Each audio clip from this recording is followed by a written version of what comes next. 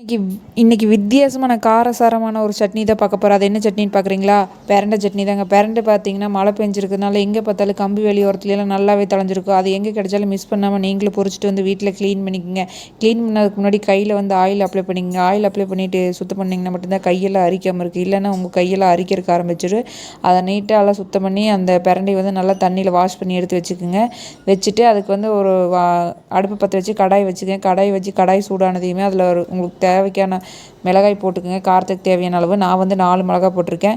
அதை நல்லா வறுத்து எடுத்துகிட்டு அது கூடவே வந்து 1 டேபிள் ஸ்பூன் அளவு கடலைப்பருப்பு சேர்த்துக்கலாம். கடலைப்பருப்பு சேர்த்து நல்லா வறுத்துக்கிட்டு அதை எடுத்து ஒன்று தனியாக வச்சுட்டு அதுக்கப்புறம் பார்த்திங்கன்னா நம்ம சின்ன வெங்காயம் வந்து நான் ஒரு 10 வெங்காயம் போட்டிருக்கேன். உங்களுக்கு வந்து நீங்கள் எவ்வளோ சட்னி அரைக்கிறீங்களோ அதுக்கு தகுந்த மாதிரி இது பண்ணிக்கோங்க. அது கூடவே வந்து நீங்கள் வெள்ளை பூண்டு, இஞ்சி இந்த மாதிரியெல்லாம் சேர்த்துறதா இருந்தாலும் சேர்த்திக்கலாம். அதெல்லாம் வந்து நான் சேர்த்துல. நான் வந்து இன்றைக்கி அதெல்லாம் இல்லாமல் தான் இந்த மாதிரி ஒரு சிம்பிளாக சட்னி அரைக்கிறேன். அது சேர்த்துனாலும் நல்லா தான் இருக்கும். அது சேர்க்காம இந்த மாதிரி சட்னி ட்ரை பண்ணி பார்த்திங்கனாலும் நல்லா தான் இருக்கும். 10 சின்ன வெங்காயத்தை போட்டு அதில் கொஞ்சம் ஆயில் விட்டு அதை நல்லா வதக்கி எடுத்துக்கலாம். வதக்கி எடுத்துகிட்டு அது கூடவே வந்து தேங்காய் கொஞ்சம் துருவி வச்சுருக்கேன். அந்த தேங்காயும் வந்து நம்ம உள்ளே போட்டு நல்லா வதக்கிக்கலாம்.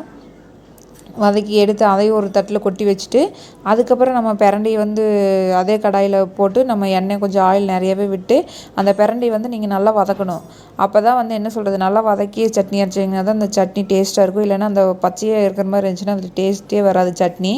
அதனால் அதை நல்லா இதெல்லாம் வறுத்து எடுத்து வச்சுட்டு அதை நல்லா வதக்கிக்கோங்க. வதக்கி எடுத்து ஒரு மிக்ஸி ஜாரில் போட்டு அது கூட வந்து தேவையான அளவு உப்பு, தேவையான அளவு புளி இதையெல்லாம் மிக்ஸ் பண்ணி அரைச்சி எடுத்துக்கோங்க. நீங்கள் ஆட்டாங்கல்லில் போட்டு ஆட்டுறதா இருந்தாலும் ஆட்டிக்கலாம். எல்லார் வீட்லேயும் ஆட்டாங்கல் இருக்குமான்னு சொன்னால் இருக்காது.